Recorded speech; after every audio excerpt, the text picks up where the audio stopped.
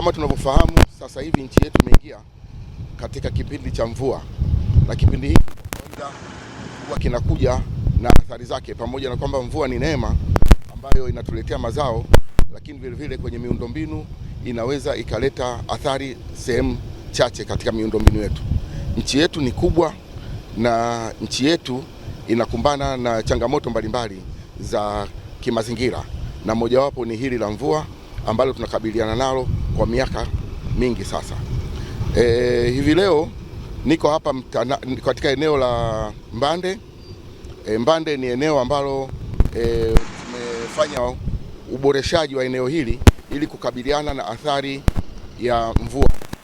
Hili ni eneo ambalo tuko katika hatua za mwisho kabisa kukamilisha mradi huu wa mfupi ambao ni katika kuongeza uwezo wa barabara usiweze kupata athari za mvua. Mradi tuko katika hatua za mwisho, wako wahandisi wa TANROADS, lakini vile vile wako wahandisi wa mkandarasi ambao wako hapa kuhakikisha kwamba kazi hii inakamilika.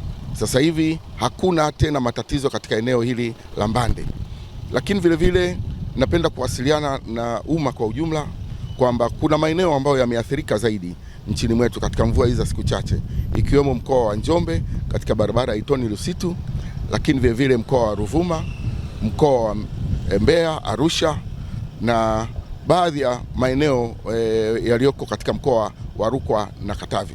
Hayo ni athari zingine ni ndogo za kiwango tofauti, lakini kuna maeneo mengine athari zake zinatokana na kwamba kuna ujenzi unaendelea. Kwa mfano barabara ya Itoni Lusitu ambayo mkandarasi bado yuko site na kazi itaendelea. Hivyo natoa wito kwa wahandisi wa mikoa au mameneja wa mikoa wa TANROADS wahakikishe kwamba wanasimamia maeneo yao, sio tu kule ambako kunapata athari kwa sasa hivi tunavyoona, lakini vile vile katika maeneo ambayo pia hayana athari. Tuna mwongozo wetu wa kukumbana unaitwa Emergency Response Manual ambayo yani ni mwongozo wa kuitika kwa dharura pale ambapo changamoto za kimazingira zinapojitokeza. Hivyo wanaelekezwa kufuata mwongozo ule mameneja wote wa mikoa ili kuhakikisha kwamba pale ambapo athari hazijajitokeza basi zizuiwe, na kama tulivyokuwa tunawasiliana katika miongozo mbalimbali niliyoitoa huko nyuma.